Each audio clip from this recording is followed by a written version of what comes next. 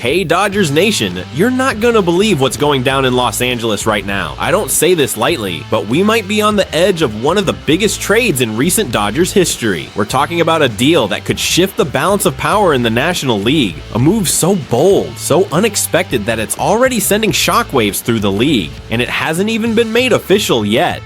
This isn't just a depth piece. This isn't a prospect stash. This is a legit blockbuster. A name you know, a game changer. And let me tell you, the front office, they're going all in.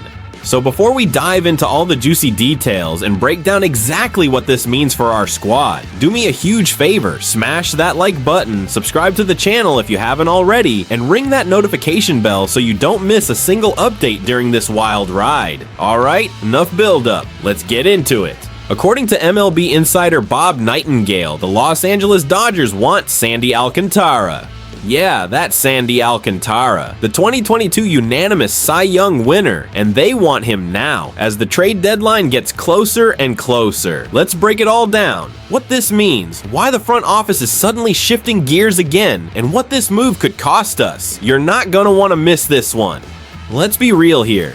Dodgers Nation. We all thought the team overcorrected this offseason. I mean, they signed every arm that could throw a ball. Yamamoto, Glasnow, Snell. They even brought in Roki Sasaki with all that international hype. Andrew Friedman basically told us, I'm stacking this rotation so I never have to trade for a starter again. And yet, here we are, late June, and guess what? Glasnow injured, Snell injured, Sasaki also injured. The rotation right now is held together with duct tape and bubble gum, and we all saw what happened last October when we limped into the playoffs with a broken staff. Jack Flaherty, Walker Buehler off rhythm, Yamamoto still recovering. It was a mess, and Friedman knows it. So now, Nightingale drops this bomb. The Dodgers want another starter. And yes, Alcantara is the man they want. Look, if this is true, and let's be honest, Bob Nightingale doesn't just throw names around, then it shows Friedman is ready to pull the trigger again. And Sandy Alcantara, he's not just a random mid-rotation arm. This guy is a proven ace. I get it. He's not quite back to his Cy Young level yet. He's coming off Tommy John surgery, but just look at the numbers. June stats, 4 starts 2-1, record 2.74 ERA. And that's after major surgery, folks. That tells me he's trending in the right direction. He's starting to find his rhythm again. You get him in Dodger blue with this coaching staff and the run support we give. That ERA drops fast. Now, I already know what some of you are thinking.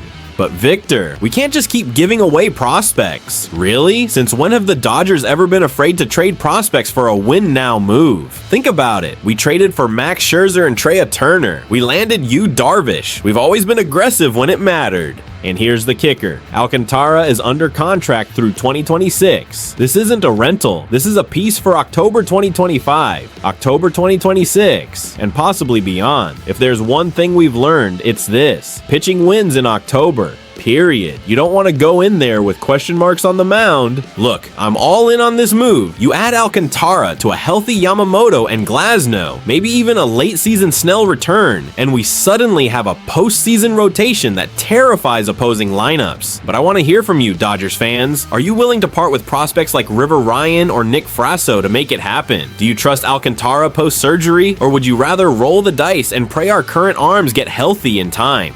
Let's now hear what YouTuber Jim Riley from the Ballcap Sports channel has to say about this subject.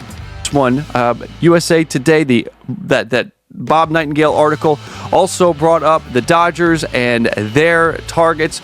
Talked about looking for an outfielder, talked about looking for a reliever, talked about going after starting pitching, and Alcantara. Words that Bob used, Alcantara is the man they want. Sandy Alcantara as a target for the Dodgers in that rotation. Brought it up when we did the Sandy Alcantara trade machine video a month or so ago. Brought it up not because there was any link at that time, but just because you can't rule the Dodgers out from anyone. And I'm glad we didn't, because here we are. We're getting to a point where we can now put Alcantara and the Dodgers together as potential trade partners. Look at the rotation situation. This is a mess. So Yamamoto, if you're thinking about, and I don't know why Ohtani's not here, if you're thinking about a October rotation, you're thinking about Yamamoto and Ohtani at the top. After that, Gonsolin might be back. Glasnow might be back. I think, actually, no. Gonsolin's, forget that. Glasnow. Glasnow is going through a rehab right now, so he could be back, but will he stay healthy? They're not getting good news on Snell. Sasaki's shut down. There's a situation where LA is looking at needing starting pitching for October. Kasperius, bullpen. Dustin May, I don't trust him in October. Clayton Kershaw, I don't think you want to have to ride Clayton Kershaw. I would like Clayton Kershaw to be an option, but not be a pivotal option. There needs to be more, and that's how we get to a point with Sandy. Now, I could, but I don't think it's necessary to add Sandy into the depth chart thing where we overlay that and all that. We don't need to do that. It would be Yamamoto, it would be Ohtani, it would be Sandy, it would be Clayton Kershaw, and it would be Glasnow, as, again, hopefully he gets back and stays healthy. And that's what you're looking for. And that is almost your, I mean, look, with all of the injuries they've had, you kind of need to expect more problems, and in acting to prevent that, you get ahead of the situation. And if they stay healthy, then that's just a bonus. You have a wealth of pitching, and you're good to go. Yamamoto would be a great option in October. Ohtani, hopefully you get him back, and his innings and his pitch count is in a spot where you can just let him go. You can unleash him in October.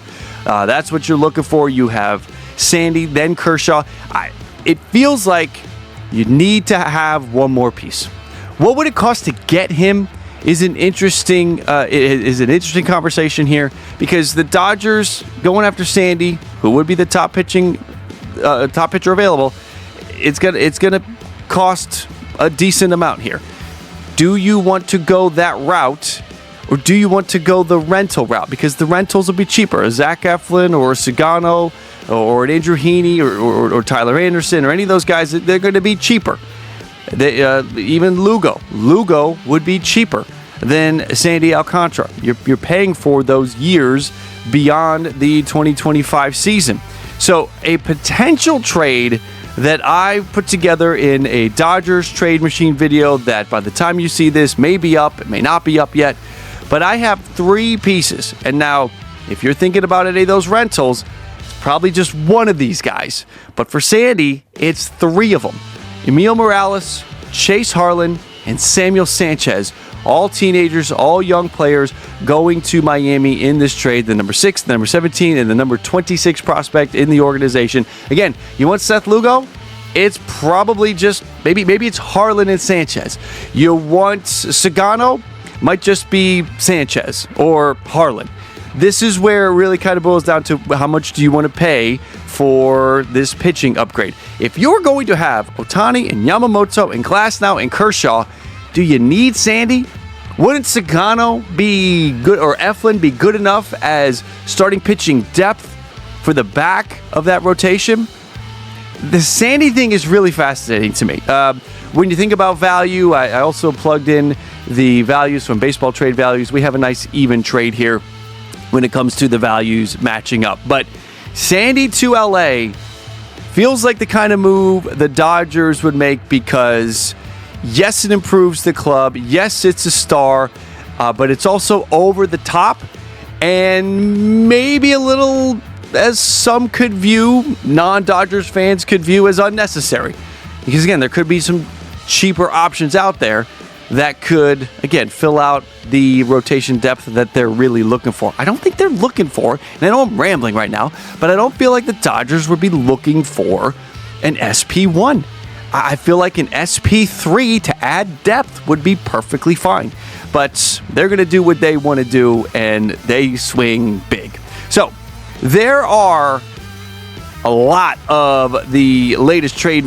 And there you have it, Dodgers fans. A potential move that could shake the entire foundation of our roster, and maybe even put us one step closer to that World Series trophy we've all been chasing. But now I want to hear from you. What do you think about this massive trade bomb? Do you love it, hate it, or are you still trying to wrap your head around it? Drop your thoughts in the comments below. I'll be reading and responding because I need to know how you all feel about this one.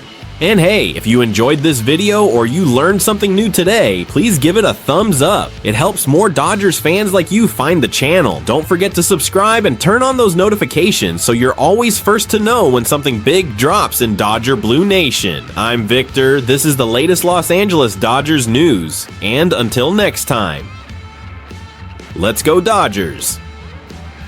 Bleed blue, always. See you in the next one.